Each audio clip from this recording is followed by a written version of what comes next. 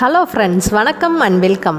எல்லாரும் பாதுகாப்பாக பத்திரமா வீட்லேயே இருங்க. இப்போ தான் நீங்கள் ஃபஸ்ட் டைம் நம்ம ஃப்ரம் கோவை சேனல் பார்க்குறீங்கன்னா மறந்துடாமல் நம்ம சேனலுக்கு சப்ஸ்கிரைப் பண்ணிக்கோங்க. அப்படியே பக்கத்தில் இருக்க பெல் ஐக்கானை கிளிக் பண்ணி வச்சுட்டிங்கன்னா நம்ம சேனலில் அப்லோட் ஆகிற எல்லா வீடியோவும் மிஸ் பண்ணாமல் பார்க்கலாம். நாம் இன்னைக்கு அரபு நாடுகளின் பாரம்பரியமான ஸ்நாக்ஸ் ஃபலாஃபில் எப்படி செய்யறதா பார்க்க போகிறோம். இந்த ஃபலாஃபிலோட டேஸ்ட் பார்த்தீங்கன்னா நம்ம ஊர் பருப்பு வடை சாப்பிட்ற டேஸ்ட்டில் தான் இருக்கும். மேலெல்லாம் நல்லா கிறிஸ்பாகவும் உள்ள நல்லா சாஃப்டாகவும் கொஞ்சம் வித்தியாசமான டேஸ்ட்டில் நல்லாயிருக்கும்.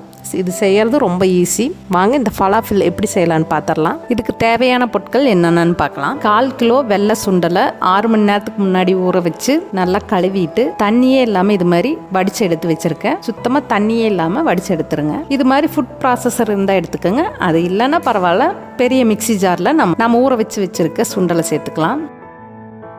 சுத்தமாக தண்ணியே இல்லாமல் வடிச்சு எடுத்துக்கோங்க. அப்போ தான் இந்த சுண்டலை நம்ம கொரகொரப்பாக அரைச்சி எடுத்துக்க முடியும்.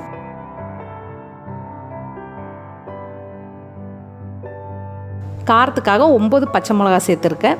இது அவங்கவுங்க காரத்துக்கு தகுந்த மாதிரி கூட்டியோ குறைச்சி சேர்த்துக்குங்க. 6 பல் பூண்டு, 1 டீஸ்பூன் அளவுக்கு ஜீரகம் சேர்த்துக்கலாம். இந்த ஃபலாஃபிலுக்கு தேவையான அளவு உப்பு சேர்த்துட்டு அடுத்து 1/2 எலுமிச்சம்பழத்தோட சாறை சேர்த்துக்கலாம்.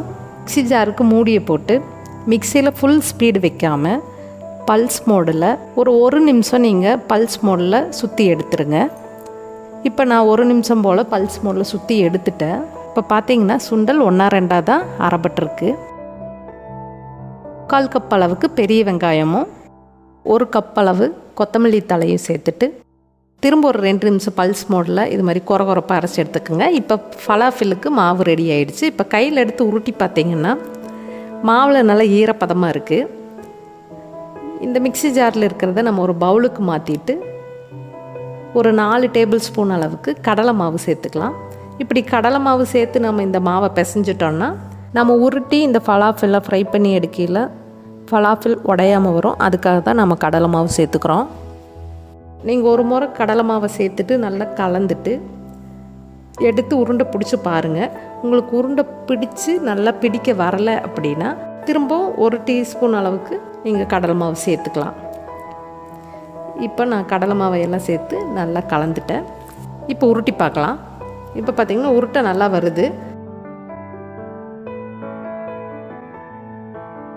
இது மாதிரி தட்டி பார்த்தாலும் உடையாமல் வரணும். இது மாதிரி நாம் மாவை ரெடி பண்ணி இது மாதிரி தட்டி நம்ம ஃப்ரீசரில் வச்சுட்டோன்னா 1 வாரம் 10 நாள் வரைக்கும் கெட்டு போகாமல் இருக்கும். நீங்கள் உங்களுக்கு எப்பப்போ தேவைப்படுதோ அப்போல்லாம் எடுத்து நீங்கள் ஃபலாஃபில் பொரிச்சு எடுத்துடலாம். இப்போ நாம் ஃபலாஃபிலை தட்டி ஒரு தட்டில் எடுத்து வச்சுட்டு அப்புறமா பொரிக்க ஆரம்பிக்கலாம். பெரிய உருண்டையாக பிடிக்காமல் இது மாதிரி மீடியம் சைஸில் பிடிச்சிட்டிங்கன்னா இது வேகறதுக்கு ரொம்ப நேரம் எடுக்காமல் சீக்கிரமாக வெந்துடும். மேலே நல்லா கிறிஸ்பாகவும் உள்ளே நல்லா மெதுவாகவும் இருக்கும். இப்போ அடுப்பில் எண்ணெய் நல்லா சூடாயிருக்கு.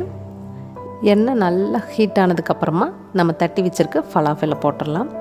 எண்ணெய் மீடியம் ஹீட்டில் இருக்கையில் நீங்கள் ஃபலாஃபிலை போட்டிங்கன்னா ஃபலாஃபில் நல்லா வேகாமல் உடைய ஆரம்பிச்சிரும். அதனால் எண்ணெயை நல்லா ஹீட் பண்ணிவிட்டு ஃபலாஃபிலை ஒவ்வொன்றா சேர்த்துட்டு ஒரு 3 நிமிஷம் டிஸ்டர்ப் பண்ணாமல் விட்டிங்கன்னா ஒரு சைடு நல்லா வெந்துடும். 3 நிமிஷத்துக்கு அப்புறமா அடுப்பை மீடியம் ஃப்ளேமுக்கு மாற்றிட்டு ஒரு சைடு நம்ம திருப்பி விட்டுறலாம். இப்போ 3 நிமிஷத்துக்கு அப்புறம் திருப்பி விட்டுறலாம். இப்போ பார்த்திங்கன்னா நல்லா ஒரு சைடு வெந்திருக்கு. ஒரு 3 நிமிஷம் இன்னொரு சைடு நல்லா வேகட்டும். இப்போ இன்னொரு 3 நிமிஷத்துக்கு அப்புறம் பார்த்திங்கன்னா நல்ல கோல்டன் ப்ரௌன் கலரில் பார்க்கவே ரொம்பவே சூப்பராக இருக்குது. இது சாப்பிடவும் மேலே நல்லா கிறிஸ்பாகவும் உள்ளே நல்லா மெதுவாகவும் ரொம்ப சூப்பராக இருக்கும். உங்கள் வீட்டு சின்ன பசங்க எல்லோரும் விரும்பி சாப்பிடுவாங்க. இந்த ஃபலாஃபிலுக்கு டொமேட்டோ கெச்சப் வச்சு சாப்பிட்டாலும் ரொம்ப சூப்பராக இருக்கும். மயனோஸ் வச்சு சாப்பிடவும் ரொம்ப நல்லாயிருக்கும். இந்த ஃபலாஃபில்ல நீங்களும் உங்கள் வீட்டில் ஒரு முறை செஞ்சு பாருங்கள். செஞ்சு பார்த்துட்டு எப்படி வந்துச்சுன்ற ஃபீட்பேக்கை எனக்கு கமெண்ட் பாக்ஸில் சொல்லுங்கள். நான் சொன்ன அளவுகளில் நீங்கள் எல்லாம் சேர்த்து செஞ்சீங்கன்னா இந்த ஃபலாஃபில் ரொம்ப பர்ஃபெக்டாக வரும். அரபு நாடுகளின் பாரம்பரிய ஸ்நாக்ஸும் நம்ம வீட்டில் ரொம்ப சுலபமான முறையில் செஞ்சிடலாம்.